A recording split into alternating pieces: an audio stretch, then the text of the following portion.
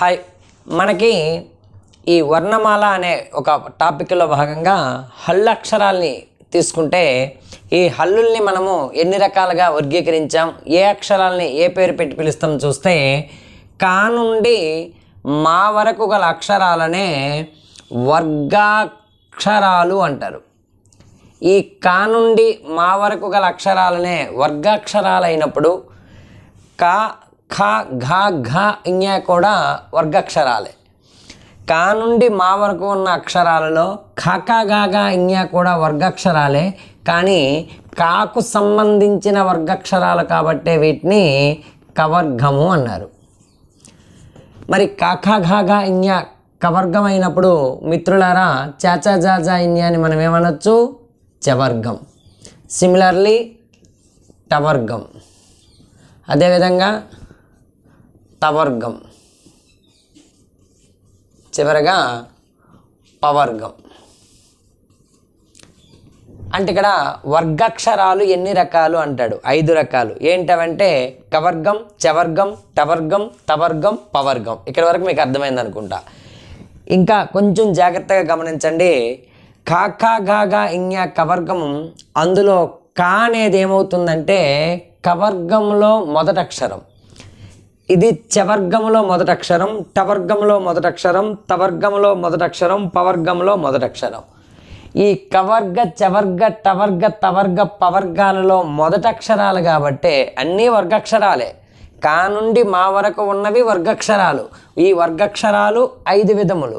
ఈ కవర్గ, చవర్గ, టవర్గ, తవర్గ, పవర్గాలలో ఇవి ప్రథమాక్షరాలు కాబట్టి వీటిని వర్గ ప్రథమాక్షరాలు అంటారు. నాతో పాటు మీరు కూడా హమ్ చేస్తే ఈజీగా అయిపోతుంది. వర్గాక్షరాలలో మొదటివి వర్గ ప్రథమాక్షరాలు అయినప్పుడు మిత్రులారా రెండవ వరుసను ఏమనొచ్చు? ఇప్పుడు మనము వర్గ ద్వితీయాక్షరాలు. వీటిని ఏమనాలి? వర్గ తృతీయ అక్షరాలు. ఇవేమవుతాయి? వర్గ చతుర్థి అక్షరాలు. ఇవేమవుతాయి? వర్గ పంచమ అక్షరాలు. ఇక్కడ వరకు క్లియర్గా ఉన్నారా? ఇప్పుడు జాగ్రత్తగా చూడండి, బిట్ ఏరియాలోకి వెళ్తున్నా. వర్గ ప్రథమ, వర్గ ద్వితీయ, వర్గ తృతీయ, వర్గ చతుర్థి, వర్గ పంచమి. ఈ వర్గ పంచమ అక్షరాలను ఒకసారి మీరు గమనిస్తే నాసికాన్ని మూసి వర్గ పంచాక్షరాల్ని మనం పలకలేము.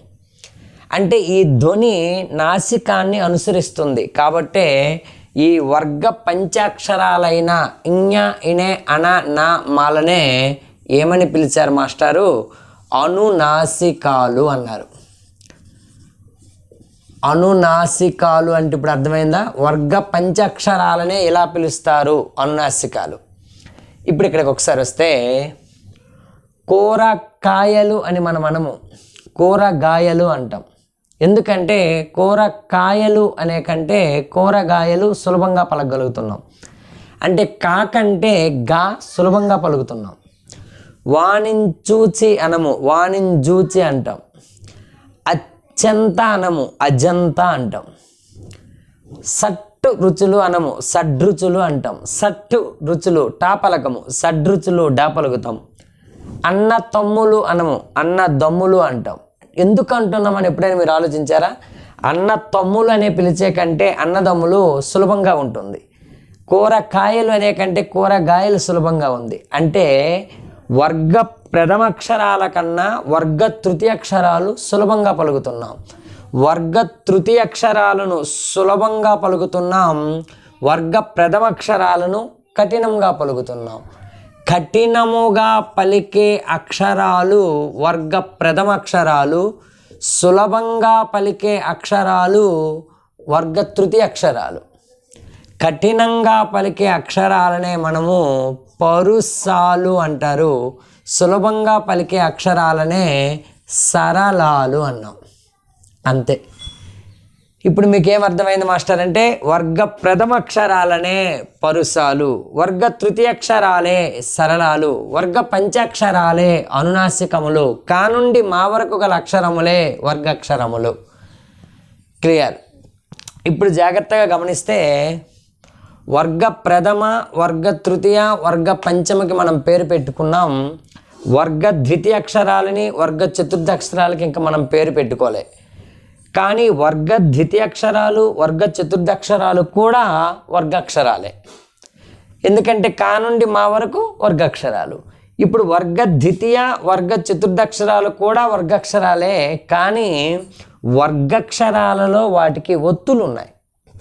వర్గాక్షరాలలో ఒత్తులు ఉన్నాయి కాబట్టి ఎవరెవరికి ఉన్నాయి చూడండి, వర్గ ద్వితీయ అక్షరాలకు వర్గ చతుర్థి అక్షరాలకు. ఈ వర్గ ద్వితీయ వర్గ చతుర్థాక్షరాలకు ఒత్తులు ఉండడం వల్ల వీటిని వర్గయుక్కులు అన్నారు. వర్గయుక్కులునేకే మరొక పేరేంటి అంటాడు. వర్గ ద్వితీయ వర్గ చతుర్థి అక్షరాలైన వర్గయుక్కులకే మరొక పేరే మహాప్రాణాలు. గుర్తుపెట్టుకున్నాన్న. ఇప్పుడు ఒకసారి హుషారుగా చెప్పండి. వర్గ ప్రథమ అక్షరాలనే పరుసాలు, వర్గ తృతీయాక్షరాలనే సరళాలు, వర్గ పంచాక్షరాలే అనునాసికములు, కా నుండి మా వరకు వర్గాక్షరములు, వర్గ ద్వితీయ వర్గ చతుర్థి. ఏ లైన్ చూపిస్తున్నాను చూడండి. వర్గ ద్వితీయ వర్గ చతుర్థి అక్షరాలనే వర్గయుక్కులు లేదా మహాప్రాణాలు. ఇప్పుడు జాగ్రత్తగా గమనించండి. వర్గ ప్రథమ అంటే పరుసాలని రాస్తారు, తృతీయ అంటే సరళాలని రాస్తారు, పంచమి అంటే అనునాసికాలని రాస్తారు, ద్వితీయ చతుర్థి అంటే మహాప్రాణాలు లేదా వర్గయుక్కులు అంటారు. ఇప్పుడు ఇక్కడ జాగ్రత్తగా గమనించండి మిత్రులారా. కా నుండి మా వరకు పేర్లు పెట్టుకున్నాం. ఒకసారి రైట్ సైడ్కి మీకు వస్తే షే షా షా హ ఈ పలికినప్పుడు అ అనేది ఫ్లోలో పలుకుతాం అ అన్నప్పుడు, కానీ ష అన్నప్పుడు ష్ అని కొంచెం ఈ నాభి నుండి స్వరపేటికి నుండి వచ్చినటువంటి గాలిని కొంచెం ఊది పలుకుతాం. అలా ఊది పలుకబడే అక్షరాలు కాబట్టి వీటిని ఊష్మాలు అంటారు నాన్న. ఊది పలుకబడే అక్షరాలు ఏవంటే ఊష్మాలు. ఎన్ని అంటే 4. షే ష స హ. ఈ షే ష స హాలను ఊష్మాలు. ఇక్కడ మీరు జాగ్రత్తగా బోర్డుని గమనించండి. కా నుండి మా వరకు వర్గాక్షరాలు అన్నామే. ఈ వర్గాక్షరాలకే మరొక పేరేంటి అంటాడు. కా నుండి మా వరకు గల వర్గాక్షరాలకే మరొక పేరు స్పర్శాలు. అంటే వర్గాక్షరాలు అన్నా స్పర్శాలు అన్నా ఒకటే. కా నుండి మా వరకు గల అక్షరాలనే స్పర్శాలు, ఊది పలుకబడేవి ఊష్మాలు. స్పర్శాలకు ఊష్మాలకు మధ్యనున్న అక్షరాలు ఏవైతున్నాయో వాటినే అంతస్తములు అంటారు మాస్టారు. అంతస్తములు. ఇప్పుడు అంతస్తములు ఏంటి అంటే య ర ల వ, వాటితో పాటు లా అళ అలాగే రా బండిరా ఇవి కూడా అంతస్తముల్లోకే వెళ్తున్నాయి. ఇప్పుడు టోటల్గా ఒకసారి గమనిస్తే వర్గ ప్రథమాక్షరాలనే పరుసాలు, వర్గ తృతీయాక్షరాలే సరళాలు, వర్గ పంచాక్షరాలే అనునాసికములు, కా నుండి మా వరకు స్పర్శాలు, ఊది పలుకబడేవి ఊష్మాలు, స్పర్శాలకు ఊష్మాలకు మధ్య నుండేవి అంతస్తములు. ఇక్కడికి వచ్చేసరికి వర్గ ద్వితీయ వర్గ చతుర్థి అక్షరాలను ఏమంటారు? వర్గ యుక్కులు లేదా మహాప్రాణాలు. క్లియరా? ఒకసారి జాగ్రత్తగా చూడండి.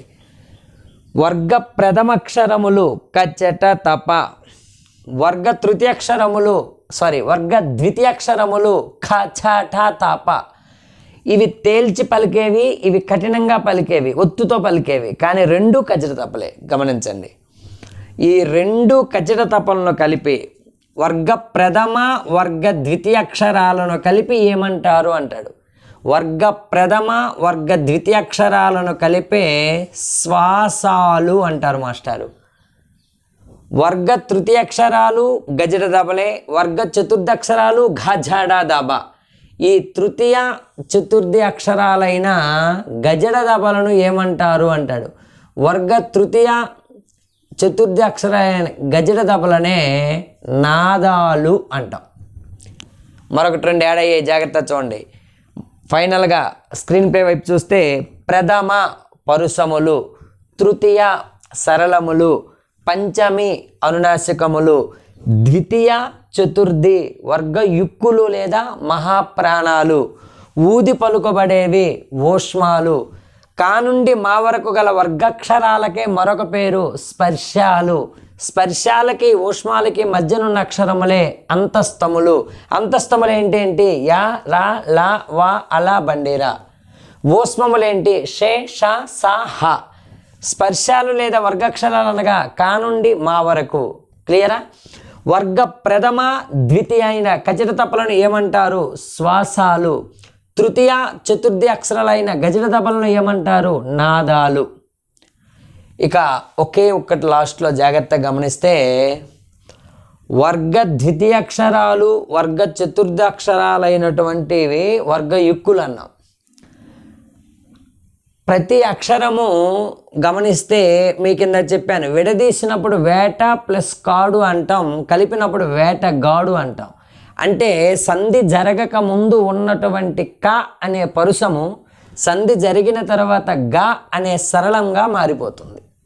అంటే పరుస సరళాలు భాషించినప్పుడు ఒకదాని స్థానంలో మరొకటి మారిపోతున్నాయి. పరుస సరళములు మారిపోతాయి, అవి తప్ప మిగిలినవి మారవు. అందుకే నోట్ అని ఒక చిన్న మాట చెప్పారు.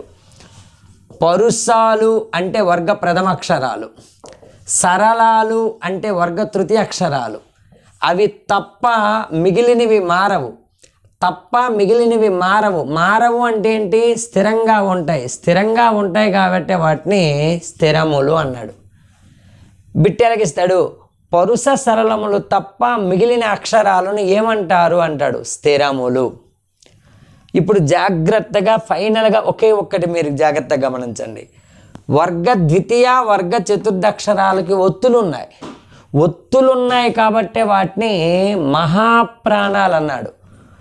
ఒత్తులు లేని ఒకసారి గమనిస్తే వర్గ ప్రథమకి ఒత్తులు లేవు, వర్గ తృతీయకి ఒత్తులు లేవు, వర్గ పంచమకి ఎలాగా లేవు. మరి ఒత్తులున్నవి మహాప్రాణాలైతే ఒత్తులు లేనివి ఏమవుతాయి? అల్ప ప్రాణాలు. ఇప్పుడు అల్ప ప్రాణాలు ఏంటంటే చెప్పండి. ఇక్కడ అల్ప ప్రాణాలు అన్నామనుకోండి, సింపుల్గా చెప్పనా, మహాప్రాణాలు తప్ప, మహాప్రాణాలు కాకుండా మిగిలిన అక్షరాలు. మహాప్రాణాలు కాకుండా మిగిలిన అక్షరాలు ఏంటేంటో జాగ్రత్తగా గమనించండి. పరుసములు, సరళములు, అనునాసికములు. ఈ మూడింటిని ఏమంటాం? అల్ప ప్రాణాలు. క్లియరా? ఒకసారి సూటిగా సుత్తు లేకుండా ఒక్క క్షణం బోర్డు వైపు చూస్తే కా నుండి మా వరకు గల అక్షరాలు వర్గాక్షరాలు. వర్గాక్షరాలకే మరొక పేరు స్పర్శాలు. తీసేయి. ఊది పలుకబడి అక్షరాలు ఊష్మాలు. స్పర్శాలకి ఊష్మాలకి మధ్యనున్నవి అంతస్తములు. క్లియర్? వర్గ ప్రథమ అక్షరాలనే పరుసములని, తృతీయ అక్షరములనే సరళములని, పంచాక్షరములనే అనునాసికములని అంటాం. వర్గ ప్రథమ ద్వితీయ చూసుకో, ప్రథమ ద్వితీయ శ్వాసాలని, తృతీయ చతుర్థి నాదాలని, ద్వితీయ చతుర్థులను వర్గ యుక్కులు లేదా మహాప్రాణాలని అంటారు. ఇప్పుడు ఈ వీడియో ఒకసారి చూశాక మీరు ఎక్కడైనా ఆపి నోట్స్ కూడా రాసుకుంటే ఈజీగా మీకు డిఎస్సిలో ఖచ్చితంగా మార్క్ వచ్చే ఏరియా. ఓకేనా? అందరు కూడాను గణేష్ తెలుగు యూట్యూబ్ ఛానల్ని సబ్స్క్రైబ్ చేసుకోండి.